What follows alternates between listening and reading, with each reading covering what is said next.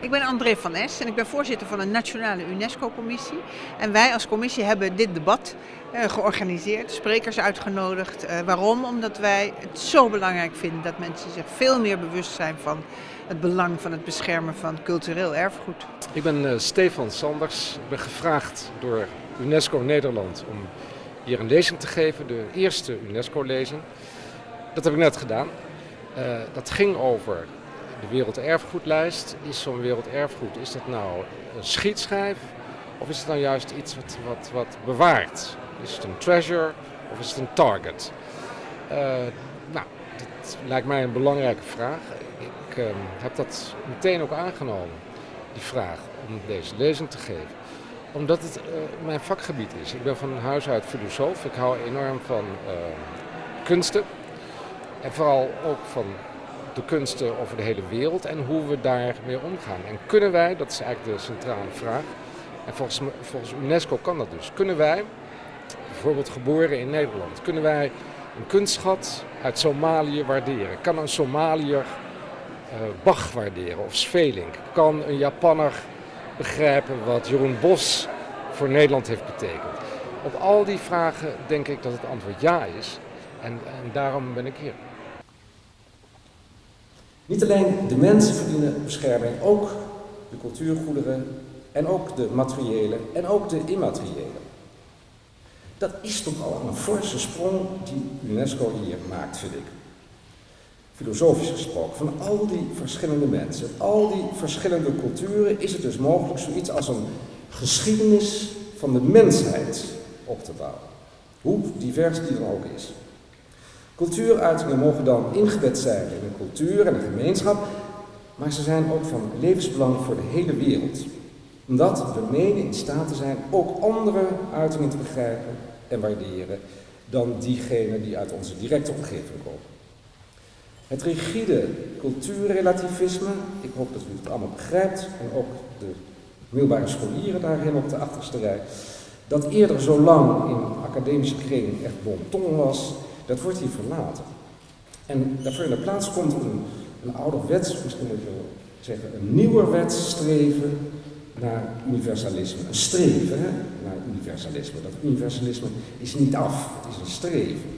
En dat spreekt bij die oprichting van UNESCO weer een woordje mee. Wel misschien wereldwijs, misschien nog niet zo wereldwijs als we nu zouden hopen. Ik ga nu proberen om de geest van dat idee van die werelderfgoedlijst te duiden. En dat idee is dus dat wat benoemd is, extra bescherming geniet in tijden van oorlog en onrust. Kort gezegd dus, wat openbaar wordt gemaakt, kan niet meer heimelijk worden vernietigd. Zo'n lijst levert de erfgoederen zo'n beetje een alarmsysteem aan en dat gaat dan hels rinkelen zodra onverlaten er de hand aan slaat. En dan moet de wereld wakker worden. Dat zou dus dan moeten gebeuren. Dat gebeurt lang niet altijd. De werelderfgoedlijst, begonnen in 1972, kwam voort uit de helende en beschermende kracht van de belofte daarvan, van de openbaarheid, naming en shaming. En dat zou dus ook werken, die openbaarheid, voor dat erfgoed. U kent het verloop. Afgelopen dinsdag hoorde Ahmed Al-Madi het vonnis van het internationale strafhof in Den Haag. 9 jaar cel, uniek vonnis, vanwege verwoesting van cultureel werelderfgoed in Timbuktu, Mali. Ik zei het al, uniek. Oorlogsmisdaden tegen het werelderfgoed. Werd hij voor het eerst uniek bestraft. Belangrijke jurisprudentie. Al-Madi kende meteen schuld, 9 jaar cel dus, en meteen een enorme spijtbetuiging. Dat is mooi, maar is ook jammer. Want door die snelle schuldbekentenis dreigen we ons geweten iets te snel te laten sussen. Onrecht blijft niet onbestraft. Nou, hoe beoordelen we het optreden bijvoorbeeld van de geallieerden tijdens de Irakoorlog 2003, toen Britse en Amerikaanse soldaten werkloos toekeken terwijl het Nationale Museum van Bagdad werd geplunderd? Bestaat er ook zoiets als nalatigheid in het voorkomen van vernietiging van het erfgoed? En hoe strafbaar is dat dan? De afgelopen jaren zijn we door de spektakelstukken van IS en Al-Qaeda, zoals de archeoloog Chari de Cesari het noemt, over onze allereerste ontzetting heen geraakt. En dat is gevaarlijk. Straks gaan we er nog aan wennen. Straks zeggen we, nou, we hebben het wel eens zouter gegeten hoor. En toch, je kan niet stellen dat deze eeuw de geboorte heeft laten zien van de iconoclast. Beeldenstormers zijn zo oud als de geschiedenis van het beeld. En juist wij in Nederland, met onze reformatietraditie, juist wij zouden dat moeten weten. Nog wat langer geleden. De verwoesting van de 2 Boeddha-beelden in de Bamiyan-vallei in Afghanistan. U ongetwijfeld bekend. Afghanistan maart 2001. Eerst werden die beelden bewerkt met tanks, geweren en luchtafweergeschut. En daarna haalden de Taliban explosieven uit Saoedi-Arabië om het werk te klaren. Alles nauwgezet gefilmd. Ook hier weer. Juist de openbaarheid van de beelden en de bekendheid bracht geen redding, maar maakte de Boeddha's eerder tot een begerenswaardig doelwit. En juist omdat de buitenwereld er zoveel belang aan hechtte, besloot de leider van de Taliban over te gaan tot destructie. Dus niet die bekende zin, yet each man kills the thing he loves, van Oscar Wilde, maar die verkorte, bittere versie. We will kill what you love, because you love it. Ik vertel u mijn credo. Geloof nu maar dat er zoiets bestaat als een werelderfgoed. En dat dat bescherming verdient en dat die bescherming nodig is, misschien nog wel meer dan in 72 of in 92. Wel is het zo dat die bescherming gecompliceerder is en ook veel politieker dan we toen in 72 dachten. Er is een dynamiek ontstaan tussen de officiële wereldwijde bescherming en het onbedoelde gevolg. Juist dat erfgoed dat beschermd wordt, dat maakt het interessant voor sommigen om te treffen. En zo blijkt zo'n werelderfgoedlijst, en je zou denken, ja, wat kun je daar nou tegen hebben? Zo'n mooi en nobel idee. Lijkt toch weer veel politieker dan je had kunnen bedenken. En dat is misschien ook waar het aan ontbreekt. De bescherming van dat erfgoed vergt politiek. My name is Sada Mire. I'm an assistant professor at Leiden University, the Faculty of Archaeology. And I am here because I'm speaking at the first debate of UNESCO. I agree with Stephan that not only humans deserve protection. I have often argued that cultural heritage is a basic human need. This notion is not something that I thought of the first day I started studying archaeology, but it's something that has gradually came to me, and I realized through observation of communities around the world and through reflection on my own past. As a society that has suffered a civil war, Somalis know how painful it is to see their people killed and their land destroyed. I'm talking about toxic dumping, illicit fishing, and also burning of essential trees for the trade in charcoal, the international trade in charcoal. Hence, war does not only result in the destruction of sites, but also the destruction of the very livelihoods that sustain a people. Whilst the land was contaminated with mines and our museums looted and sites destroyed, our memory, our skills and knowledge remained. In my work in Somaliland, I have tried to document the past and different stories of the past in the present. Depending on where you look and who you work with, heritage is contested. However, this plural voice, these diverse data, can be a critical instrument for recognizing reconciliation and rehabilitation in times of war, conflict, and complex emergencies. Naturally, humans have different viewpoints on what heritage is, what to keep, and what to preserve. Yet, history by political groups in a dogmatic way. It has always been the case. Extremists use the spectacles of the destruction of cultural heritage to frighten. How shocking that must have been for those who revered these religious figures. Cultural expressions have been revised to fit a narrative in a process of eliminating some and highlighting others. Hence, the destruction of cultural heritage is not of one group at one time, but it's a continuing process, as also noted by Sanders. A problem that all sorts of religious and nationalist groups have carried out through history and still carry out today. However, I have also learned that living communities can understand what is not theirs according to their current practices, whether it is a Christian grave or Islamic tomb, and yet can still belong to them through a discovery of their own past.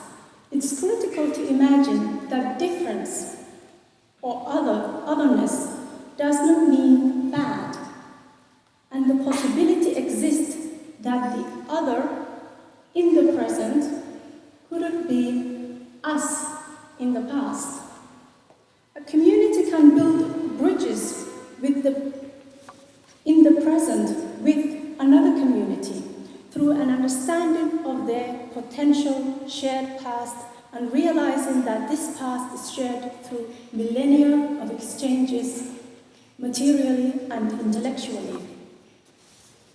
As a scientist, I have been able to foster appreciation among locals for what is not only necessarily a strange heritage to Somalis, but part of their culture through previously largely unknown ways. This has created a collective appreciation of heritage as a universal idea, like art, skill, and knowledge.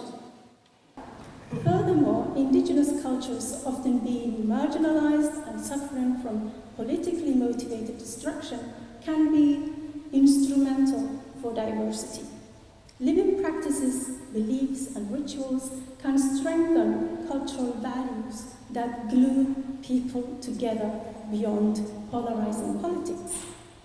In general, we can say that global injustices or unequal treatments based on gender, race, class, ethnicity, and religion, or as a result of war, have impacted and shaped collective and individual lives worldwide. UNESCO, as our organization for education, science, and culture, should lead by example in promoting heritage preservation that's guided by social responsibility, openness, and truth, regardless of how difficult this task may be, especially in conflict zones. In conclusion, recognizing and accepting diversity is important. We must unite and go beyond the dogmatic, dominant narratives. If we can accept that our ancestors were different to us, we can accept that our neighbors are different to us today. In other words, if we can accept difference and diversity in our own past, we can accept difference and diversity in the present. Thank you for your attention.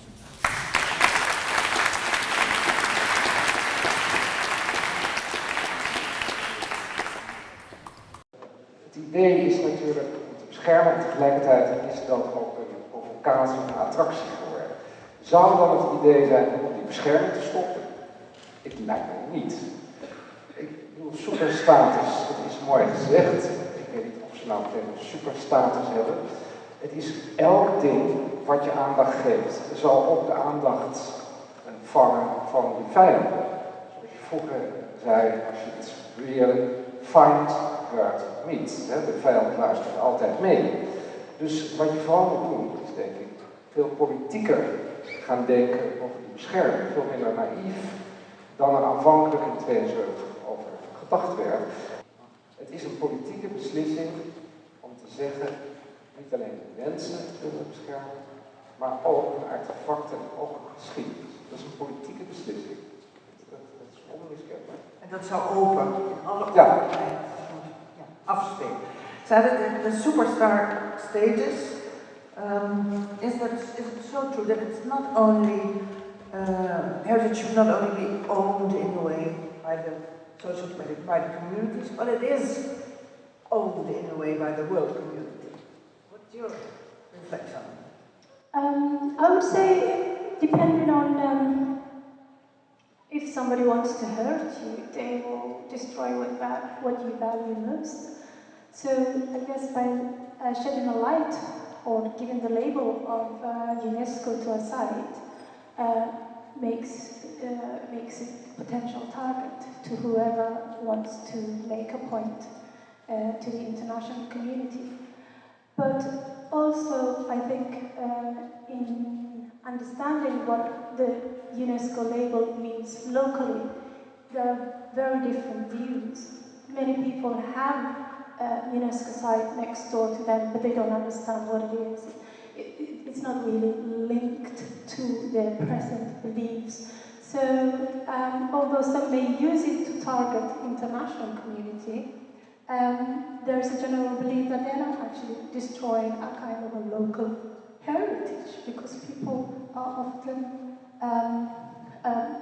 advocate for the things that they're locally interested in. So if a site is kind of remote and divorced from the identity of the population and has this emblem of being international, it's almost disowned, if you like.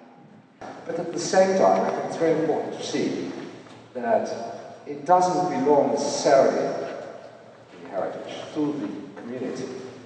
And what I mean is this.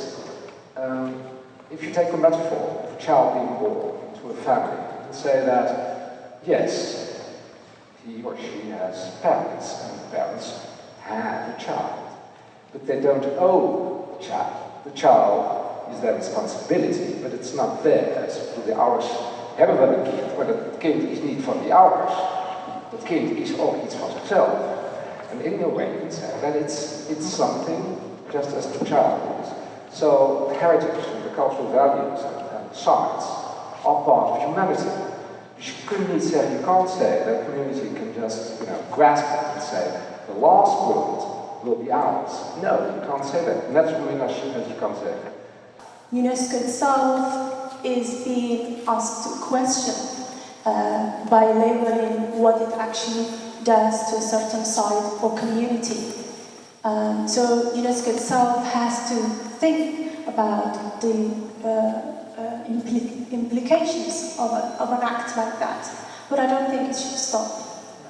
Whatever you do, it can always be a target of somebody. And what you should do is indeed see and also look specifically at the political situation of the country or the area or the region where the site is and what the political powers are at that particular moment. Putting something in a square and saying it's a site and it's this type and those criteria and those characteristics kind of reduces the actual abundance of feelings and emotions and interactions that people have with the place. So to a certain degree, there are areas where we need to think about whether it's worthwhile. So thank you for your lecture. What I actually liked the most was the holistic approach to heritage, bringing together the tangible and intangible aspect of heritage and how they actually work, and how that aspect of the landscape. And what that made me think actually that the division between tangible and intangible heritage is actually quite artificial in some way, and that people cannot be artifacts, and people do have connections. And thinking about what's going on at the moment in Syria, and while UNESCO is being busy and hopeless to protect what's there going on in Syria, we have migrants who move towards Europe and the other parts of the world, bringing with them their heritage. My question is, do you think that UNESCO should equally, as being concerned what's going on in Syria, also take the initiative to open the space where these migrants are moving, for that memory to come through the public space? When I started asking Somali people and talking about the destruction of the museums and the looting of the museums and the destruction of the sites, people did not really, they seemed indifferent. But when I asked, what is your heritage? That's actually when they started talking about the landscapes. And they talked about what they value, the objects, and the reasons they value the objects is because they know how to make it. So it's not actually the object itself, but it's the knowledge. During the war, we survived because of those skills, because of those traditions. So, as people, it's these traditions and memories and skills and knowledge that have made us survive before any aid arrived to us. You see? So, I think, of course, we can try and protect monuments and museums in times of conflict. But you're right, I think we also have to look at the human capital, the heritage that you can't see, the knowledge that you can't see. Because also our people are nomadic. As people with different narratives, with different knowledge, with different histories, with layers of experiences. And I think we have something there to actually build on in terms of protecting, preserving, talking about heritage, talking about memories, not just negative things in terms of the war, but actually often I've seen make people shine is somebody asking them about their memories, about their lives before the war, in a positive way, not in the kind of finding out whether they should get asylum or not. Dat brengt mij toch uiteindelijk toch weer die hele basale laatste vraag waar ik voor jullie ook na dit debat een zo kort mogelijk antwoord op wil hebben. Is het nou een schat of een schietschijf? Het is een schat. En geen schietschijf. En een schietschijf. En daarom een schietschijf. Ja, weet je, alles kan kapot. Dat is zo. En hoe je ook verstopt, ook ga je op het grond, kwaadwillende zullen je altijd treffen. Dat moet je er niet van weerhouden boven de grond te leven. Ja, dat is alles wat zo. En wees er niet naïef. Wees er niet naïef. Nee. Ga niet op dit moment een enorm monument in Zuid-Soedan op die lijst zetten. Dan weet je dat het heel ernstig misgaat. Whether it's a treasure or a target, well, I would prefer it to be a treasure. But at the same time, I think we have to share all our treasures. And I think by sharing them, they will hopefully become communal. I think very few people can visit many World Heritage Sites, and especially not people from the developing world, for example. And what is for us so easily accessible, we could go to Italy tomorrow, we can go to India, we can go and see World Heritage Sites that are universal and belong to everybody. May it be the same for those who are unable to benefit that way from it. So it's a treasure, but it will become even more a better treasure if we share. Thank you. Dank jullie wel allebei voor